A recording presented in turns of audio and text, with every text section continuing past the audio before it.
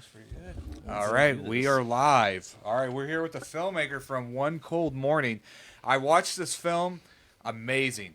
I think I watched it twice in a row. That's how good it was. Thank you. So, we got the filmmaker. We got actor Kyle Lees in the house. Just introduce yourself to the audience here. I'm Josh Herum. I live in St. Louis, and I've been a filmmaker for 5 or 6 years, freelance director of photography and director here in St. Louis, and that's about it. So, was this your? How many films have you made before this film? Yeah, so I've had a goal to make a short film every year since 2014. And whether they're documentary or narrative, so that this one would have been, I think, my fourth or fifth film. So the first one was a documentary I made in China. I was living there at the time, and I interviewed 7 Chinese people on what they placed their hope in, and that one was just called Hope, or Shiwang. And it ended up winning a couple awards in a film festival, and I took home like $800 and put that back into some new lenses, and that was the first time I ever attempted, video production. Before that, I was just a photographer. So just talk a little bit. Let's just go before we get the audience confused here about One Cold Morning, which is what it's about, real quick. Yeah. So One Cold Morning, I would say, it's my first true narrative short film, because a lot of the other ones were just like me and a camera and a couple actors, but this one had a little bit of a budget and had a bigger cast and crew. But it's about based on true events from my hometown in Alabama. I'm not going to name what it is because out of respect for the families, but it's a triple homicide that happened there in 2012. I happen to know 2 of the guys who were murdered. They were acquaintances. I wouldn't say I knew them very well, but I kind of ran in the same circles. So, but it always stuck with me. And so each year I would read more about the triple homicide that happened and just find out a little more details. And so 7 years later in 2019, I was up in the middle of the night. I found like articles from the court readings, and then it kind of came into my head. I'm like, this could be a great short film, interesting with like the detective's findings, but the defense attorney's defense side of it. Kind of have 2 different stories going on of how this all went down with these 3 guys getting killed. So that's when I reached out to a guy and we started writing it together. But like in the story, it's actually through the guy that commits the crimes point of view as well, which was kind of unique, as I thought. Yeah. Which was played by you. Yeah. Yep. So just talk about how you got involved. Just like anybody else, I saw a post and I happened to send in my information, my headshot, my demos and all that stuff, and he reached out and said, "Hey, you look like this 22-year-old, even though you're 33." Did you know? So you knew the stories, but did you know the actual guy that did these crimes? I mean, no, I don't think I ever met him in person. Oh, okay. But like he might have been like in the same kind of like scene I was in, like the party culture. I graduated from high school 2009. I'm 30 now. So this would have been like 3 years after we graduated. So he was probably in the same, like I was really into partying and drugs and stuff back then. I've been sober now 10 years.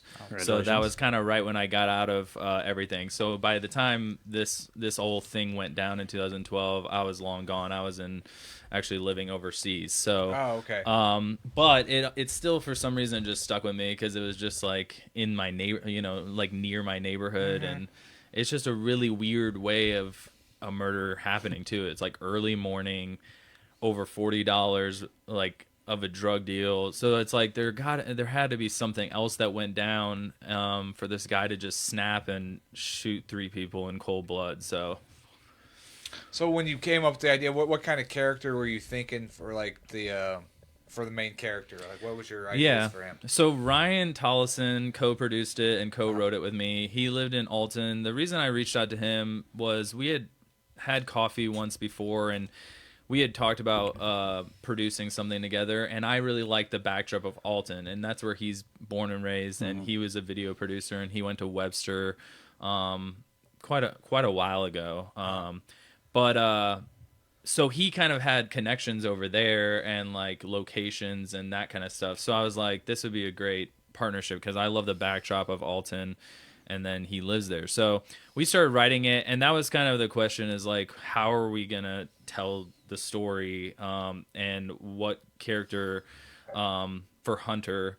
What's it gonna be like? And we kind of landed on, in the like a lot of the what happens in One Cold Morning is true, like based on true events.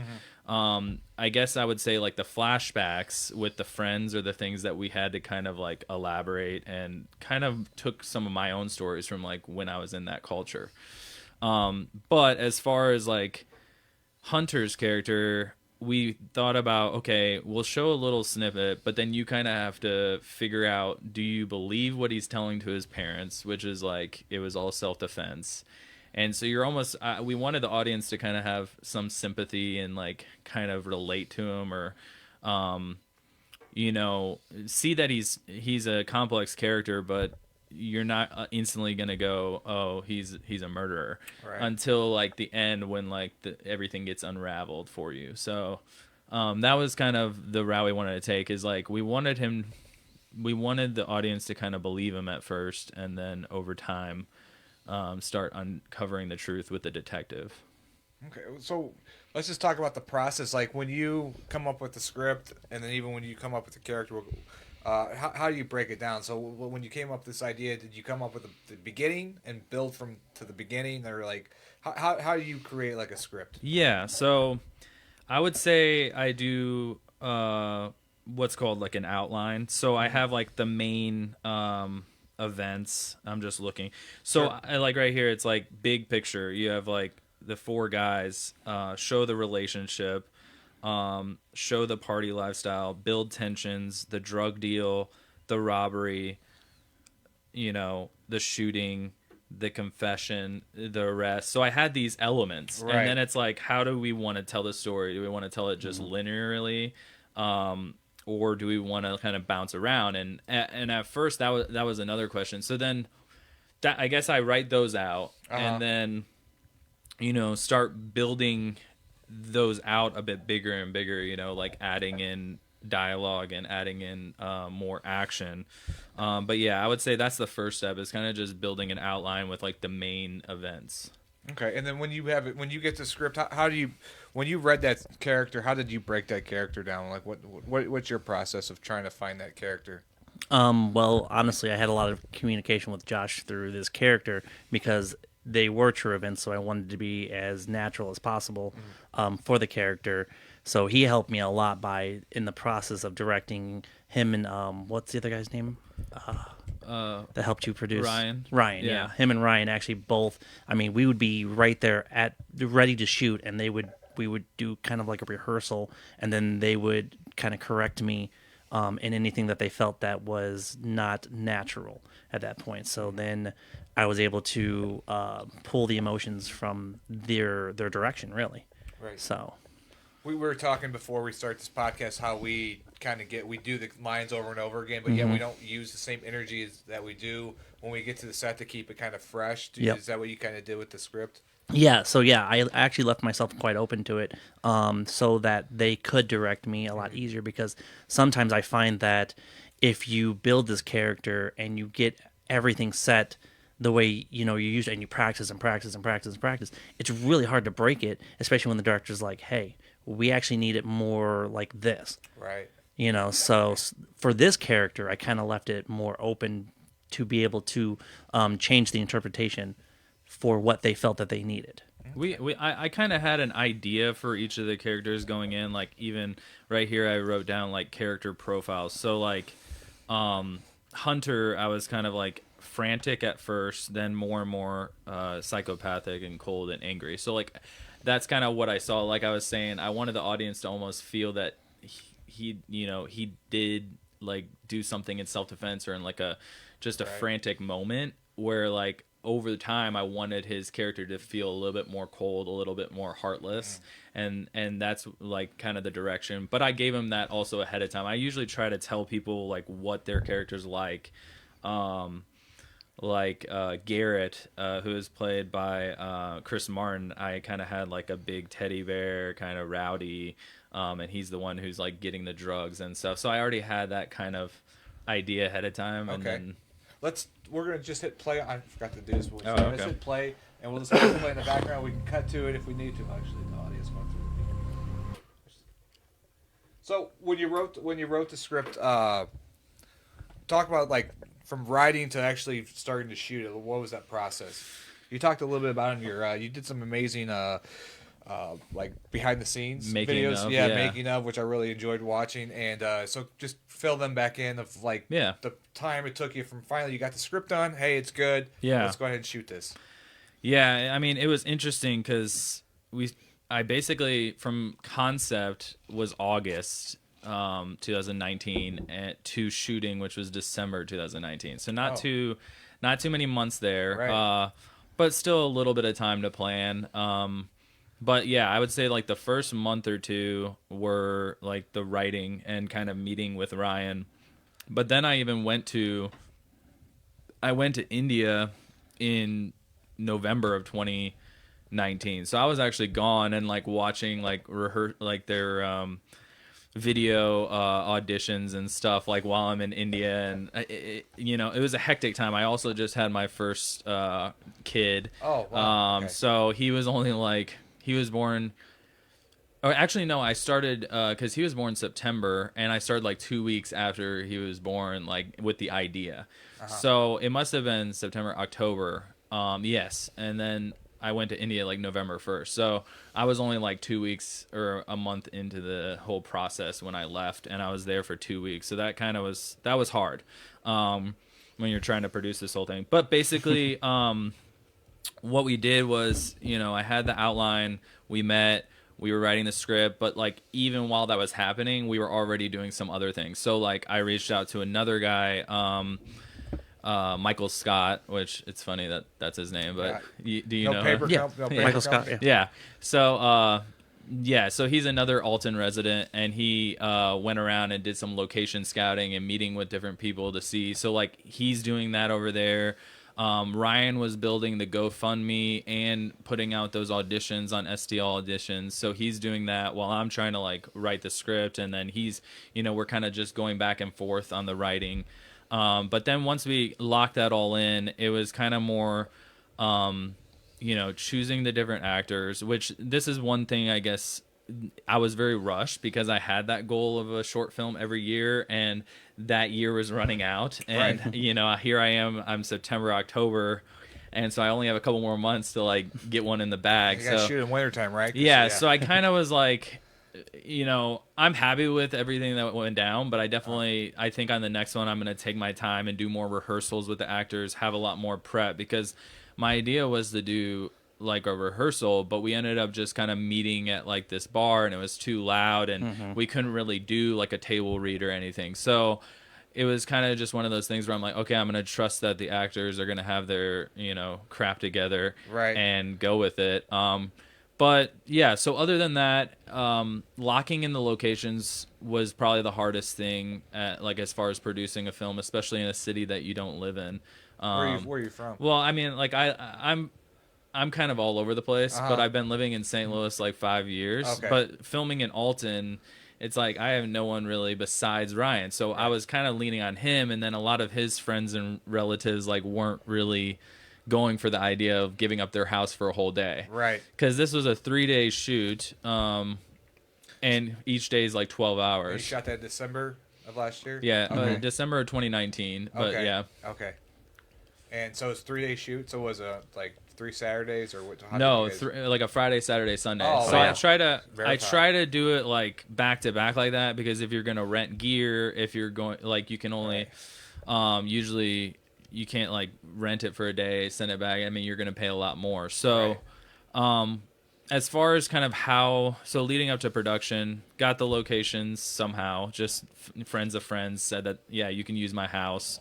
And then I did a location, like a tech scout, I think a month before. So that's where I went out with my gaffer, and I talked about this kind of in the making of stuff. But basically go through every location and plan out all your lighting, all your shots. This was another thing. I wanted a director of photography, even though I'm a DP myself. But it's such a big project. I wanted to be able to focus on directing and the overall vision and talking with the actors. But then all the DPs I reached out to were either busy or they just couldn't commit to it. And so I ended up having to do it myself, in which case I was like, as long as I have a really strong camera operator and a gaffer and they know the shots. So I came up with a shot list for everything, and planned out all the lighting almost like to a T ahead of time. So then it was kind of like I could focus more on directing because I know like the gaffer and the camera op know exactly what to set the lighting and the camera to, and then we can just go for it. Did you guys shoot continuously from the first scene to, or how did you shoot your shooting schedule? I don't think we shot totally in order. No, we didn't. No. We kind of had to go by location again because we're just utilizing people's houses. So if like this person says, okay, you can have my house for Sunday, this person says Saturday, it's kind of you had to shoot whatever. So, and one of the other things I guess was key pre-production was like getting a hold of the Alton police because we needed a police officer. So we just reached out to them, asked them would they be willing to send out an officer with a car for the scene, and they were super great to work with. And they just had a rate that they charged for like off hours, and it wasn't that expensive. It was like I think it was like $55 an hour, and we needed him for 3 hours, so it was like $180 or 100. Wow. Yeah. I was wondering how you guys got that shot. Is it hard for you when you have to, you're doing the beginning scene or the ending scene, you're not in order, kind of finding that character since your character kind of went with that peak? It really depends on the script sometimes. Yeah. This script, it was actually really easy because, each scene was set with the emotions basically in it. So it was very easy to, it wasn't like I had to go from straight angry to super upset in the middle of the scene. So the whole scene, like whenever we're sitting there and I'm expressing, that I did this, that I had to kill these 3 people to my parents, it was all that one emotion. So it was very, very simple. And then you get through that scene, you cut, and then you move to the next one. So you have that time frame during the production for them to adjust and set up for the next scene to get yourself ready. Right. So it was pretty cut and dry for this one. But sometimes it is difficult, whenever you have to adjust from straight angry to another so quick. Right. So scene back to back, and other scenes like the beginning of the movie, and this is the end, so the character is totally different. Yeah. Or like I said, luckily, not luckily, but Josh and everybody was so good at directing and telling you exactly what they wanted, where sometimes you don't get that. So I was very lucky to experience that. So the 3 days you were shooting, you did you rent your gear? What kind of camera did you shoot this on? Yeah, so I had access to quite a bit of the gear from my work. And personal like gear that I've owned. It was shot on the Ursa Mini Pro 4.6K. We shot in Blackmagic RAW. Okay. And then so we had that. We had some Quasar Science 4-foot LED tubes. We had like an Aperture 120D Mark II and 300D. A couple of those kind of more studio lights, basically. And then the only thing we really rented for the shoot was the Cooke S4 Mini lenses. So those were kind of, I knew I wanted to shoot on cinema lenses and something special to create a look. So those I rented from a place in Chicago called Magnanimous Rentals, and I've rented from them quite a bit, and they'll work with you, and I just let them know like this is an indie film, we don't have much of a budget, and they gave me like a discount and everything. So they're super cool. Like most rental houses are like that. If they know that like it's not a commercial paid job, just tell them what you're working on, and they're usually able to shave off a little bit.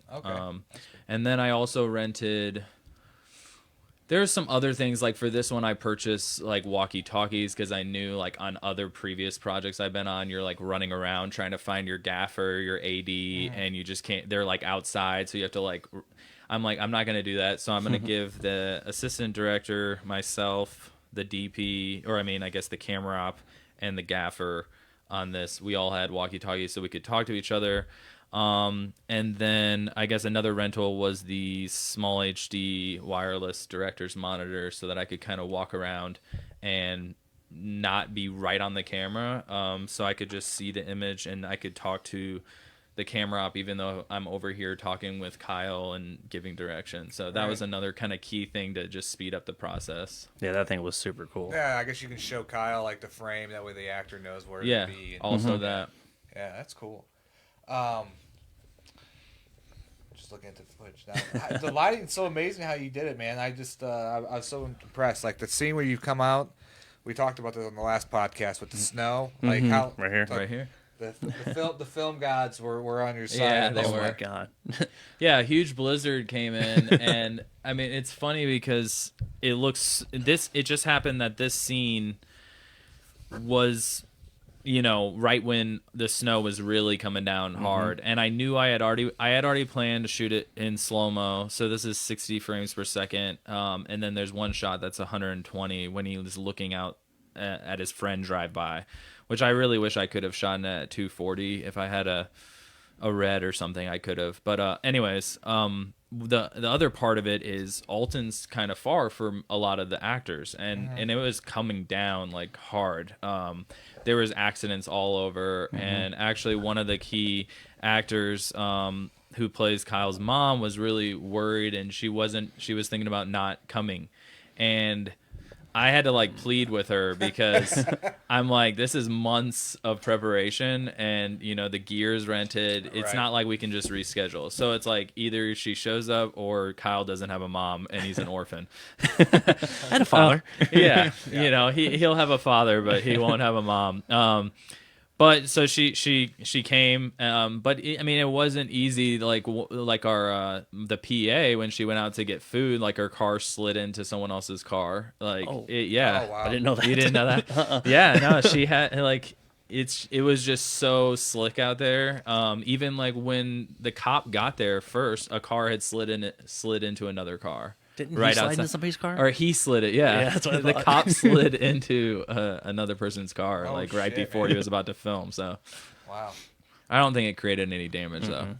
I like this party scene too. This is Yeah. where you used the different lighting here. You used. Oh, yeah. Talking about that in your behind the scenes. A lot of RGB lights. Yeah. One of them is on like a TV setting in the background. One of them's on like kind of a fireplace setting, and then we kind of mimic the tree lights with like a kind of different colors. All that was like pre-planned with the gaffer.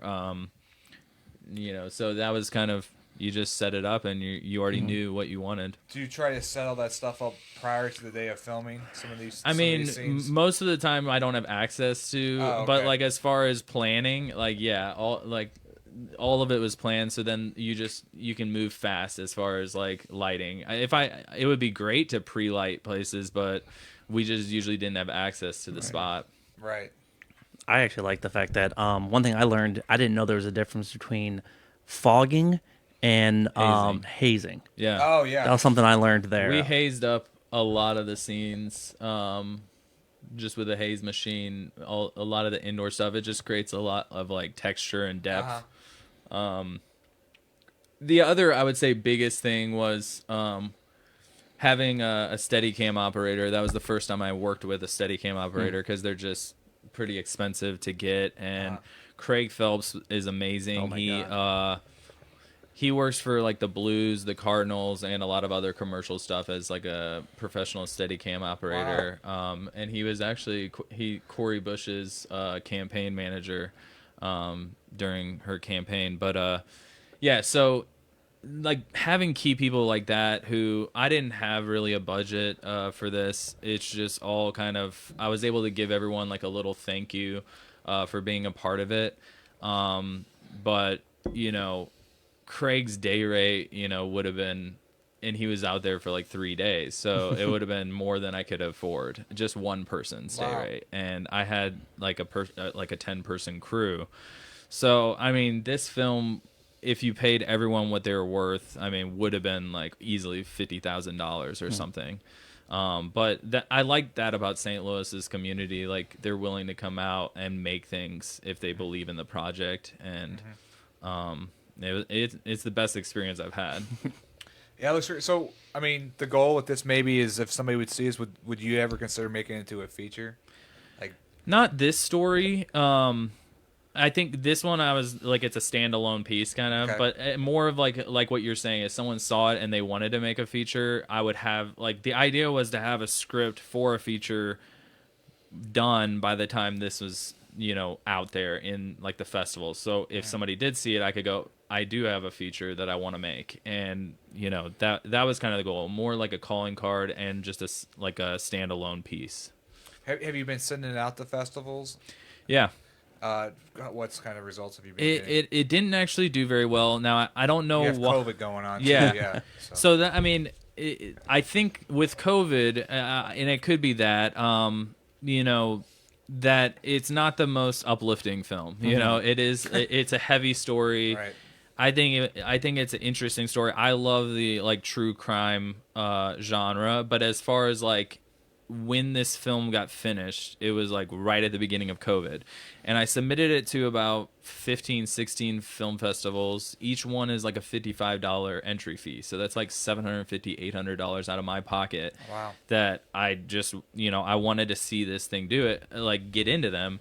Now I didn't choose like the highest tier film festivals, but I also didn't choose I chose probably like B level film festivals. So I wasn't going after like a Sundance or a Tribeca, but I was going after like a, Denver International or Austin Film Fest or St. Louis. So it got into the St. Louis Filmmaker Showcase here, and it screened online, and then it actually got selected out of like 130 films. There was like 9 of them that got selected to go on to St. Louis International Film Festival, which is like an Academy qualifying film festival, and so I'm super thankful for that. So it screened at that. Oh, it did? Yeah. They did a virtual one this past year? Yeah, virtual. Did they? Okay, I was wondering how they did that. There's the credits right there. So. Yeah, I want to mention about what was his name? Tyler, the guy that ended up being in the car with me. Tyler. Yeah, how wasn't he like a last minute kind of guy? That too? was another kind of one of. So when you're making something with no money, like you're not able to pay people, there was I think there was like 2 or 3 crew members that were, they had said, count me in for all 3 days. How I kind of build the crew, I guess this was another part of pre-production, is like I call it a skeleton crew, like whatever you can find. So maybe this person says I can be there for Friday. This person says I can be there for Saturday, Sunday. Now you have all 3 days covered for that position. So it's not the most ideal. Typically you like to work with the same people so they know what you've been doing, but like I'll take whatever I can get, you know? So I have these people coming for 2 days, these people for 2, there was 2 people, and they were kind of key people that know the industry, and know what they're doing, and I was counting on them, and they were going to be there for all 3 days. They took paid jobs right beforehand, which I totally get, because it's like you have to put food on the table and everything, but at the same time it's like, if you committed, you kind of have to consider it as like a word of honor. Yeah, word of honor. Yeah. So I was a little bummed, and especially with very little notice. Like one of them canceled like the day before, one of them canceled like 4 days before. Oh shit. So it's like it's hard. But the one of them canceled 4 days before. They found 2 people to replace them, which was awesome, and those people were awesome. But yes, one of the actors that sent in a video audition, said yes to that position. I mean that role. He didn't even tell me that he was out of town, and it was the morning of, and I was just checking in on him, being like, "Hey, how are you feeling? We talked a week ago, but," and he's like, "Oh, I'm in Texas, actually," and I'm like, "What are you talking about? You're in Texas? Like, we're filming today," and he's like, "I'm sorry, I had like some family emergency come up and I forgot to call you." And like, I mean, he was like my brother's like diagnosed with cancer. So I was like, I can't really be a dick to you right now, because that's a real thing in life. So I'm like, okay, well, I have to find somebody to replace you. Bye. And this was like 8 in the morning on the day of filming. Jeez. So then I scrambled. I started calling everybody I could think of. And sure enough, my AD, Sam Skaggs, knew somebody who was into acting at Lindenwood, and he was willing to come out. And his role was very interesting because how the schedule was set up, he had to be there all 3 days, but only for like a scene on each day. So it was kind of like the shittiest thing you could have gotten. Right. But he was down and he did great, and he memorized his lines like in a moment. And didn't he work the night before too? Like he Yeah. was up for like almost 48 hours or something like Yeah. that, dude. That guy was a trooper. He was, and he had a great attitude the whole time. I think that's the thing I care about the most is like actors having knowing their lines and also having a great attitude on set. Like I can't, I think that's my least favorite thing to do is scheduling for like shoots. I just take people schedule got to work or I was like, it's just like I don't know. That's the toughest thing. It is tough. Because you just want to kind of just do the creative stuff. It's like let's just create stuff, and then you got to do all this kind of paperwork stuff. That's why I had an AD and a PA on this. So like the PA did all the shopping for and like any food, and picking up like the gun, like from Walmart. She's there at like 9 p.m. the day before we're shooting, and like, how does this gun look? Sending me photos and stuff. And then the AD was really thinking about all the scheduling, emailing. So it's like building a team to kind of separate all those different tasks. Right. I think that's something I knew I wanted to do because I had done it the other way before where I'm just doing everything, and it's so that's why I say this is my first real short film, I guess. Okay. Yeah, that gun was really cool too. I liked it because I Yeah. could hold that little button and just keep pulling the trigger. Well, what's so amazing about that last scene is that the special effects. I have to question how you did all that stuff because like some of those gunshots looked real, especially when you shot the guy on the couch and the way the gun. Like a lot of times in independent films, you can tell when they add like the fire on the gun, Yeah. because the gun doesn't cock back. But it looked really good. Like, So the way I they mean, did with it. that, I had to get.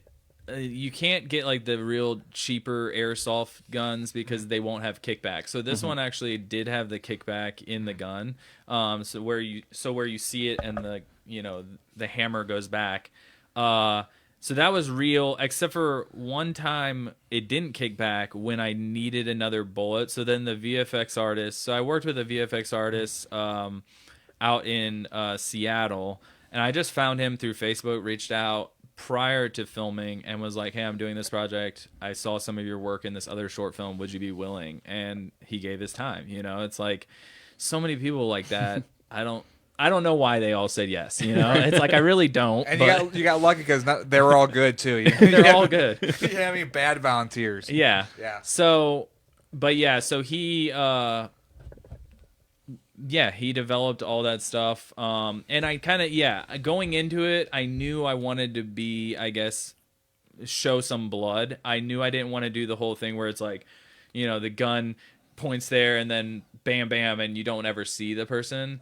I wanted to show the gruesomeness of what happened. I want to show that this was a real thing that happened and you're not going to be able to look away. And I don't know why I wanted to do that. I think just because, like, no budget indie films do the other thing all the time where you never see. And I was like, I think we can pull it off as long as I know I have a VFX artist ahead of time. And so, he developed like a smoke overlay, a shot overlay, the blood overlay, the pillow, like there's like little feathers that pop out of the pillow and stuff. And then on the last one, obviously that one was going to be the most gruesome, because it's like right there. But that's really how the final person in real life was murdered. Was he was like passed out drunk, face down on a couch, and it like from the detective's writings, it would have been like pretty much point blank, in the back of the head. So kind of, that was one thing that even so going into this, I did end up getting to talk to one of the victim's brothers, and he had a couple of things that he wanted to going in, like I guess he gave me permission to make the film and have creative liberty, but there was certain things about his brother's character that he wanted to have a little say in. So Like what do you want? so his brother didn't smoke weed. That was one of the things, that people would say is like, they're just all druggies or whatever. Well, actually his brother didn't smoke weed, and so that was one thing that he wanted. He's like, my brother just drank. And so in the film you never see the character that's played by Brendan smoking. Even when the guys are all smoking in the car, he's just sitting in the front seat. He's in the driver's seat in that the car scene. That was another thing. And then the other thing was he wanted him to be kind of laying passed out face down on the couch, because that's how the final moments happened. And if it was placed any other way, it could show some sign of like self-defense, or that he would have been alert enough because of the gunshots that had already gone off in the house. But the house in the real story wasn't the same as the house I got. So the house I got, and for the Steadicam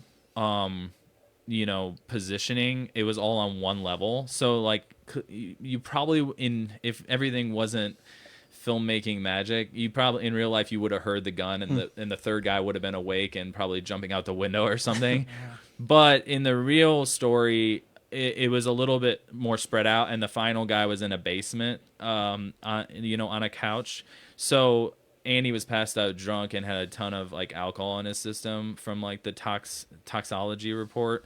So yeah, anyways, there is a lot more circumstances that prove, and the murderer did get life in prison and was proven guilty. So I'm not showing anything different than what the case came up with. Now, did his brother see the film once it was? I don't know. He's never told me, and I didn't send it to him because I just didn't. Oh. I don't know, like the trigger, like Right. It could be really heavy. So I had that conversation with him. It was a great conversation, and but as far as like sending it to him and be like, hey, this is the film I made, I just didn't feel like doing that. He knows my name. He can find it on my website, and Okay. So you filmed this in 2019. Obviously, COVID hit us back in March, so you never had a premiere for this yet? Are you going to? No, that was one of the big plans, was kind of with another film that I did, a documentary called The Man Behind the Murfords. It also went to St. Louis International Film Festival, and it's done a lot better. It's a documentary about a street artist here in St. Louis. That one, I got a church to let me use their space, and they had like a screen and a projector and everything, and I did 2 screenings, and I charged like $10 a head, and we had food, we had live music, and we had the screening and like a Q&A and that kind of stuff. And I raised I think I had about 150 people come, so 75 each night. So I raised about $1,500, and I put all that towards the film festival submissions. I was planning on doing the same thing in St. Louis and in Alton, so two screenings. But then with COVID hit, I didn't really do it. And no, I haven't really thought about that since. Like, I guess because it went into the festivals and it went on, and we don't really know when COVID's going to be like truly finished. Or I guess when people would feel comfortable to come out to a theater, especially the smaller theaters that I could we could afford to find. So yeah, I kind of saw like Sliff and the St. Louis Filmmaker Showcase as our like online premiere for this community, like for St. Louis and Alton, and then I also just put it on my website, so now anybody can see it, or on my YouTube and Vimeo. Yeah, it's also on my YouTube too as well. So I think I seen it through you. You posted it. That's how I saw it. Oh, heck yeah, I had to push this sucker. Yeah, it was good. It was really good. Dude, really it was good. phenomenal. Like I said, I really enjoyed it. What other things you want to talk about with the film? Anything? I mean, it was just an amazing experience, in all honesty. I mean, I was lucky enough for it to be in Alton. I don't live that far from Alton, so for me, it was really great, especially with all the snow coming out. And it's like, hey, I have no issues. I can drive like 10 minutes away, and I'm home. Yeah. So that was not a problem. Plus, I used to actually run the Domino's in East Alton, so I knew all the roads and how they were during how to drive through them. So I was perfectly fine. That's good. But yeah, it was just such an amazing experience working with Josh and everybody, the crew that he got there. I mean, it was a constant, your head would get like this big there because it was just constant like praises and everybody just doing such a great job. And like you weren't even allowed to like pick up anything. Like I'm so used to being on set where, you know, hey, do you need that light move? Okay, I got you. You know, and they're like, no, you just sit there. You just do that. I even fell asleep at one point from just relaxing in this Well, we chair. also worked till like the first night. I think we filmed from. I think we finished. I don't know, like at 1 or 2 in the morning, and then the next day was like a 6 a.m. start. Yeah.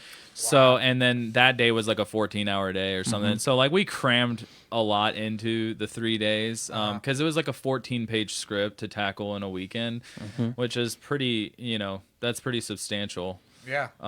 Especially with a lot of lines. I have a question, like how, I mean, as far as like, I've never acted in anything. How did you, because, you know, Hunter had a good amount of lines. How do you go about like learning all that? How long did that take you? I know you had the script a couple months, right? 2 months ahead of time, maybe. So what I do to learn my lines is I go over the script a lot, and then I just run my lines.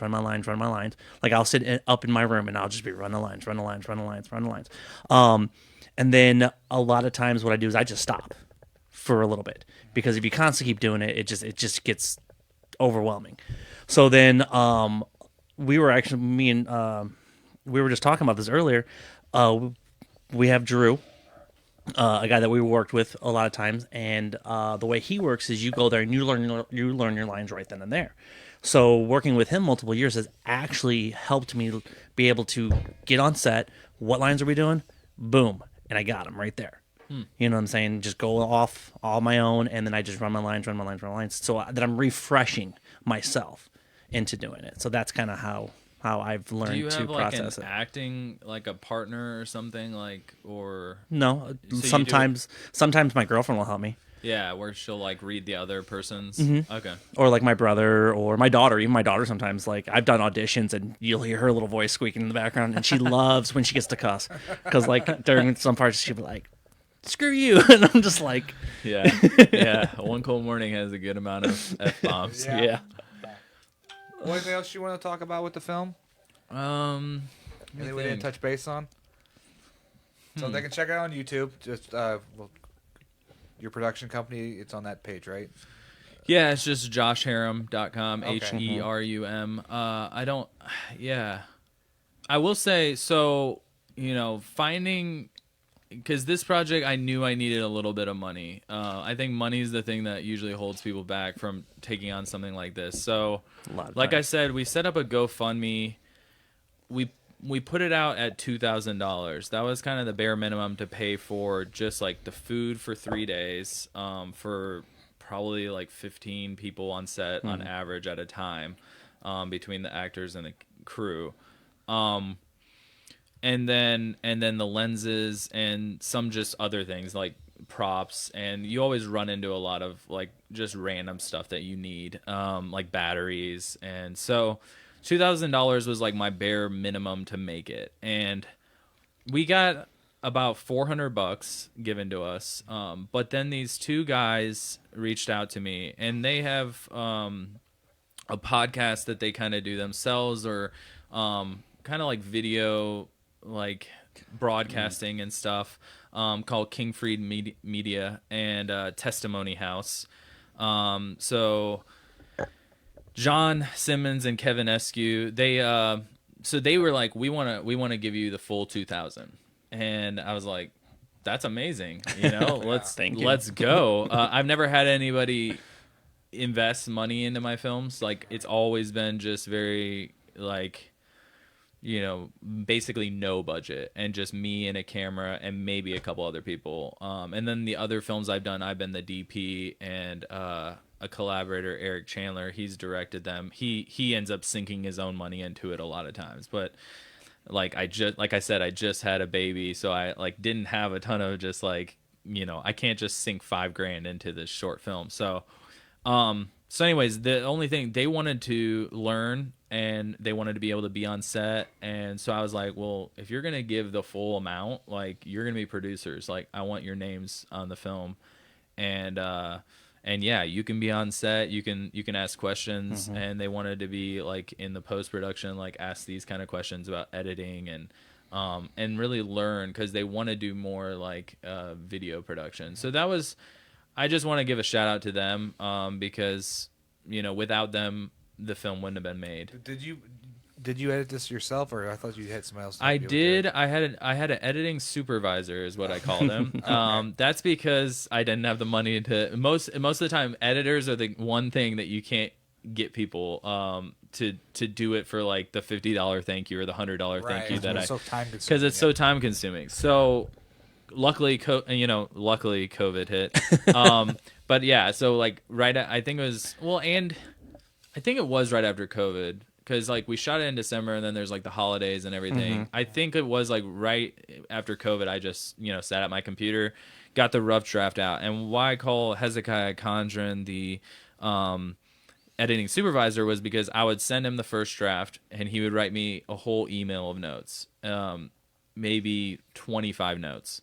I would apply those notes, send him the second draft. He would write me. So now I'm only paying him for the hour that it takes him to watch the film maybe once or twice and write all these notes down, rather than the 10 hours if he would have implemented it. Right. So that's kind of how I went about it, is like I paid him like I think he even gave me a discount, but like some sort of hourly rate. Right. And he did like 3 or 4 revisions with me like that.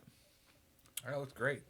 Yeah, like I said, when I watched it, this was an amazing job, and it's proud to be filmmaker from St. Louis and other people making great things. So thank you for doing that film, because it was really amazing. So yeah, I'm trying to think what else we need. Anything else we want to talk about? Any other shout outs you want to give to some of the other people? Yeah, I would say. 'Cause unfortunately, I didn't do a very good. I didn't do a very good Okay. job of it. I will say Brian Singler. He's one of the best. I would say he's the best colorist in St. Louis. And you guys, even I noticed, like you noted the color in the film. He's amazing. He works at Bruton Strobey. It's a post production and production house, production company in St. Louis. One of the biggest ones. Works on like huge ads and commercials. Like he was coloring an ad that had Bruce Willis in it, like while he was coloring this film that had no money, barely any money to make it. Whatever, it had me in it, so that's important. Yeah. So yeah, he gave 4 days. Now the thing about working with someone as talented as him, I will say, was I reached out to him, I think before I even had the first draft. So this would have been like, right after we filmed it in December. And every month that went by, I would keep going, hey, you think you'd want to work on this? You think you want to work? Because he's so busy. I could not lock in a time. And here we are like 4 months later in March, and he asked someone else at Bruton Strobey to like schedule a time with me. So like he has this this lady emailing me now to schedule a time, and finally we locked in like a 4-day, time that he could color it. And going through that process with him, that was the first time I ever worked with a colorist, like a true colorist. I always just colored all the other stuff I worked on. It was amazing because he's like a second DP. He can, he can pull the skin tones out and make the character pop out from the background. He can darken a certain area of the image or brighten a certain area or do, a certain color palette for a scene. So yeah, I would say, if One Cool Morning was this good, after Brian had his hand at it. And then one other shout out would be the music composer, John Strandell. He's a good friend of mine. I just made a short doc about him that should be coming out in a week or so. He's a great musician, great music producer, and I think what he made for One Cool Morning in the score really elevated it too. Oh yeah, the score is honestly a huge deal, I find, in most films. Yeah. Just pitch what are you guys working on next? So you said you're working on that doc next, and what was? Yeah, no, I mean the doc I just finished. We shot it in November, but it's just been in post. So that's just gonna get released here soon. That's kind of about John and his music production, and then also about fashion and this one boot brand. So it's kind of like a branded doc. But what I'm working on now is another short film script, and I actually have another writer I'm working with. This one's gonna be very different. This one is about a nun in training and two guys, both Christian. So she's a Catholic nun, and then one of the guys is kind of like a very charismatic Christian, and the other one is a very conservative, fundamentalist Christian. And the two guys are, kind of falling in love with her, and she has to kind of decide whether she takes her final vows or choose to go with one of the guys. It's gonna be like a drama. Yeah. So that's kind of what I'm hoping to shoot it in fall. Nice. Yeah, I mean, I've like last time I said, I'm working on a couple projects. I actually have two of my own projects that we filmed during COVID, with a very small crew and a very small cast. That hopefully within the next 3 to 4 months, because editing and coloring and all this stuff takes forever, especially when you have such a low budget. Yeah. And then I have the hall monitor that we're still gonna be shooting soon, and then I also have another project called Sentimental that we're going to be filming. Actually, we just got our dates finally, so I'm super excited about that. We're going to be filming the most of it within 2 weekends, so it's going to be another pretty big project that we're going to pack in a small time frame. And then after that we'll have one more scene to do, but we haven't had that locked in, but I'm really, really excited about it. The script is really good, and it's going to be one to kind of keep an eye out for. Who's directing that? Melissa, I can never pronounce her last name, but it's like... Is she from here? Yeah, she's from Waterloo, actually. Oh, okay. She's the writer. Her and her husband are the writers. Melissa and Corey... I'm sorry, Melissa, that I'm gonna butcher this. But it's like souvenir, but with the th. So souvenir. Yeah, souvenir or something like that. That's how they always tell me. They're like souvenir, but a little bit different. What's it about? I can't tell you. Unfortunately, okay. that is something that she has been telling everybody. You are not allowed to talk about this film, and out of respect for her, I'm not. No, that's good. I will keep it that way. And if she wants to make any comments about it, she is more than welcome to. But that is on her and her husband. Okay. So. Okay, thanks.